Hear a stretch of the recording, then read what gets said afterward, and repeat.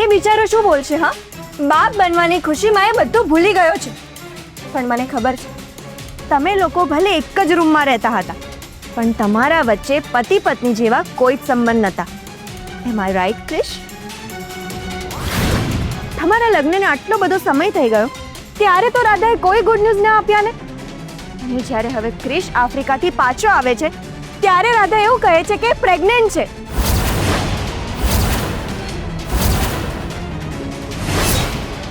ત્યાં કેવું તો નથી ને કે ક્રિશ જ્યારે આફ્રિકા ગયો હતો એ દરમિયાન રાધા અને શૌર્ય નજીક આવ્યા હોય? ના ના, હું એવું નથી કહેતી કે હું શ્યોર છું, પણ મને ડાઉટ તો છે જ. કારણ કે ઘણી વાર એવું બન્યું છે કે અડધી રાત્રે રાધા અને શૌર્ય ક્યાંક બહાર જતા હોય. ક્રિશ, કિયારાની વાતને સાવ લાઇટલી ના લઈ શકાય. આ તારો જ નહીં, નાણાવટી પરિવારની ઇજ્જતનો સવાલ છે. મોટા ભાઈ, મેં મારા જીવનમાં ક્રિશ સિવાય કોઈને પ્રેમ નથી કર્યો અને ક્રિશની સિવાય કોઈ બીજા પુરુષનો વિચાર પણ મારા મનમાં નથી આવ્યો. અને રહી વાત શૌર્યભાઈની, તો શૌર્યભાઈ મારા ભાઈ છે અને હંમેશા મારા ભાઈ જ રહેશે. ક્રિશ, ક્રિશ, તું આમ ચૂપ રહી તારા લક્ષ્મણ જેવા ભાઈ પર શંકા કરીને તારી પત્ની પર લાંછન લગાવે છે. હું પહેલા પણ પવિત્ર હતી અને આજે પણ હું એટલી જ પવિત્ર છું. નિર્દોષ, પવિત્ર, આ બધા શબ્દો તારા જેવી છોકરીના મોઢે જરાય નથી શોભતા રાધા. ક્રિશ, મને તો એવું લાગે છે આને આપણે ઘરમાંથી બહાર કાઢી મૂકીને એટલે હવે ઘરમાં ફરીથી આવવા માટે આવા બધા બહાના કાઢે છે. આ કોઈ બહાનું નથી.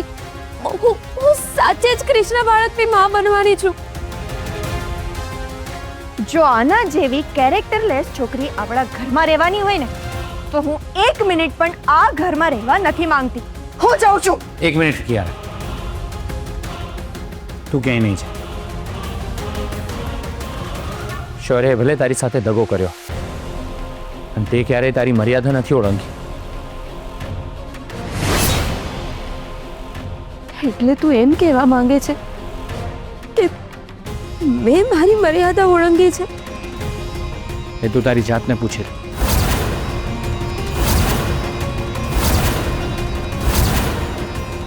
ક્રિશ, ક્રિશ, તું જ મારા પર શંકા કરીશ? તું બીજા બધાથી શું અપેક્ષા રાખું? તને તારી ખાલી ડબ્બી પર ભરોસો નથી, જે હંમેશા તારી પડખે ઊભી રહી એના પર તને ભરોસો નથી. ક્રિશ, મેં આજ સુધી બધી વાત એટલા માટે છુપાવી કારણ કે હું શૌર્યભાઈ અને કિયારાનો સંસાર નહોતી બગાડવા માંગતી. નહીં તો જો આ કિયારાના કાળા કરતૂત બધાની સામે લાવી હોત ને તો અત્યારે આને તમે ઘરમાં ના ઊભી રહેવા દીધી હોત.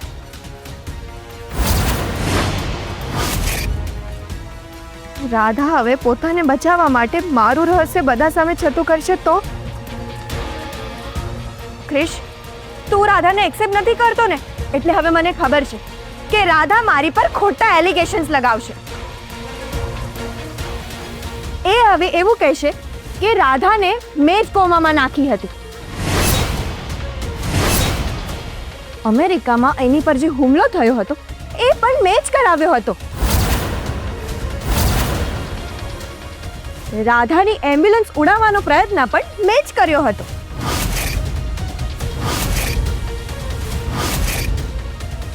ઝુમ્મર પાડીને એને મારવાનો પ્રયત્ન પણ મેં જ કર્યો હતો. હેને રાધા, હવે તું આવું જ કહીશ ને?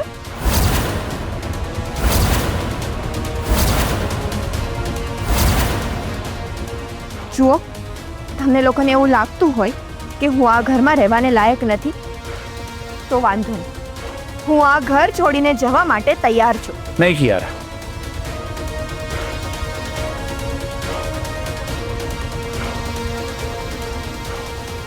હવે આ ઘરમાંથી કોઈ જશે તો એ રાધા જશે. મિસ્ટ્રી આ તું શું બોલે છે?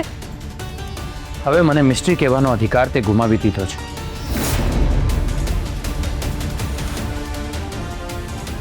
અને જો તું એમ કહેતી હોય કે તારા પેટમાં જે બાળક છે એ મારું છે, તો તારે એ સાબિત કરવું પડશે. હા રાધા, પહેલા સાબિત કર, પછી જ તારો સ્વીકાર કરીશ.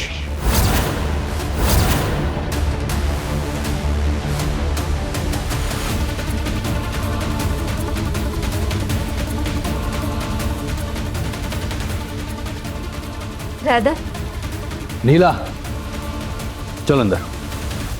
રાધા, રાધા, રાધા, નીકળ અહીંયાથી. હવે પછી કોઈ પણ બહાનું કરીને આ ઘરમાં પાછી આવવાનો પ્રયત્ન ના કરતી. તારા માટે આ ઘરના દરવાજા કાયમ માટે બંધ થઈ ગયા છે, સમજી?